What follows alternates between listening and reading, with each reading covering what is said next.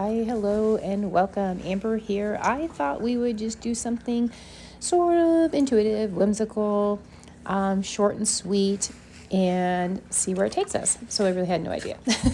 That's what I mean by that. I have no idea. I have no inspiration. Just checking which side of the paper I wanted to use. Ours, you can use either side. I find both are perfect. You can even use both sides if you prefer. I am reusing some inexpensive Jackson tape that I'm trying to go through. I don't care for this tape. Don't buy it. Buy Holbein soft tape. That's my favorite tape in the entire world so far. And I'm just taping all four sides down, top and bottom, side to side, in that order. I feel like it gets the best seal. This tape is not great, so it does on occasion leak, and that doesn't terribly bother me, but a little bit's okay, but sometimes it gets a little crazy. I did spray down my paper a little bit. I didn't saturate it. As you can see, I didn't use the brush across the whole way because I thought maybe we'll get some negative spaces. It'll be fun, and maybe not, and that's okay too.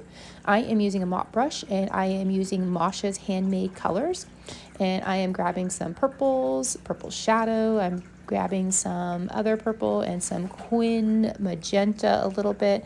I am using all of these colors this time, which is usually I mix on a palette, but this time I kind of just grabbed from the tray, the pan, and I'm kind of mixing in on the paper within each other. And so I'm just doing this back and forth, nothing super planned out, nothing thought out, just dropping in the colors where I find I need contrast, or maybe I need to lighten it up a little bit, and working on my horizon here by just adding a little bit more water and kind of loosening that up so that I can transition to the foreground. I realize that I need a little bit more contrast in my sky, so I am dropping in a bit more darker purple there. It really is such a game of give and take. I did switch to my liner brush here so I can try for some wispy clouds, less water, right? So I was using a mop, so it holds a lot of water. This liner holds a bit of water, but I'm trying to control that by squeezing the water out of it with a cloth towel. And so I'm just dropping in some colors here and letting it be loose and just trying to be free and let go. When I try to force cloud shapes, they just don't work. I don't know if it works that way for you or if it doesn't, but the fluffier and more controlled I try, the worse it gets. I just tried it recently actually, and it was horrible. So I prefer to opt for these light and wispier ones. I did add some more Quin magenta down at the bottom, or Quin Rose rather. And now I'm going to go in with Moshe's greens. I started with a little bit of serpent green there, and I'm going to alternate between dark shadow green. I'm going to use a little bit of tree bark, and what else do I use? I think I use maybe a forest, and I just alternate these and play with them. And I start with it darker on the outside and move in, and by the time I move in, my brush has less pigment, right? So I am forcing myself to get a lighter area in the center, and that's what I want. And you can also force yourself to do that with lighter color, right? You don't have to do it the way I'm doing it. You can just leave the center lighter and use a lighter color in there versus trying to wear out your pigment and end it that way. It's totally up to you. Different preference, different, and a lot of this is intuitive for me, so it just happens without me thinking about it, without me planning it, and I just go with it. I roll with it. So it's patchy right now, it's uneven, and again, I'm just going with that. I'm thinking, okay, let's add some dark in these spots where it's kind of patchy. All right, let's make a vignette and kind of frame this in, right? And so that's what I'm doing here, and I'm adding some interest, some contrast to this foreground, and I do like to add the darker around in the front too. So the front and the sides. So like a picture frame, I like to darken all the edges a bit, and also the foreground front line there, right? I don't know what to call that, the very, very foreground. And now I am taking some darker color tree bark to our horizon here and just dropping in while everything's still wet. So these will move, they will look like distant trees, they will be suggestions of trees or shrubs or whatever you want it to be back there. I am still retaining my middle space to be a bit lighter. Oops, a little fumble with the brush there. It's inevitable. And I'm still using my liner brush, and I'm just kind of dropping in some contrasting, little weeds, shrubs, bushes, clumps of interest, a little bit of, just something and some nothing stuff. So we're just playing around here, and we keep going with that until you're kind of satisfied, and just keep playing with it and trying to retain that middle area lightness. I feel that's really important in such a kind of a simple piece like this. Sorry if you notice my hesitance and pause. My husband was lurking at the top of the stairs, wanting to come say goodnight. I heard him, and so I was listening for him and heard him, and then I paused. And okay, so we're back to it.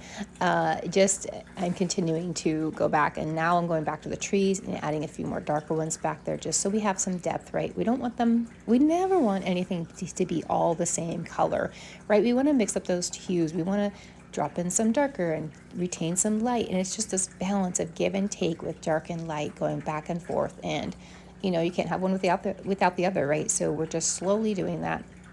Actually, not very slowly, because we're already a little 5.5 minutes in and we're almost done. So these are great for warm-ups. They're great to maybe try out some color combinations. Maybe you're testing out sky colors. You want to do a yellow and orange one. You want to do a purple and pink one. You want to do all pinks and oranges. There's so many combinations you can mix this up with in the foregrounds. You can turn that into an ocean. These are just great to kind of let go. Maybe you had a long day after work. Maybe you just want, 10 minutes to yourself for a second. And so that's what these are good for. I do love to keep a cloth rag around just to kind of wipe off excess water. If you have excess water on your tape, it can seep back into your paint and push the paint away, right? Causing a bloom or cauliflower, whatever you want, broccoli, whatever, cauliflower, whatever people call them, blooms. And it will, cause interesting shapes. And you may or may not want that in your painting. So that can be useful at times if that's what you like and you have fun with it. I love random acts of just, accidents like that. So we are just going to add a little bit more orange to the orange I had previously added. I am using Moshe's Flame and just dropping that in here. It's kind of an orangish, reddish, brownish. It's really granulating and rich and beautiful, and just dropping that in and darkening up in certain spots. More interest. So you can let it dry or make it dry. I prefer to use heat tool, probably the best $11 I've ever spent. If you ever need the link, you just let me know and I will happily send you that link. It'll also be in the description section. Sometimes that gets bumped to the comments if it doesn't allow me to do it, but usually it's in the descriptions. So description. I am using my Shimoni Rigger brush to do my birds. Again, this is my favorite brush to do these birds with, just the slightest little wisp of bird, and it's perfect.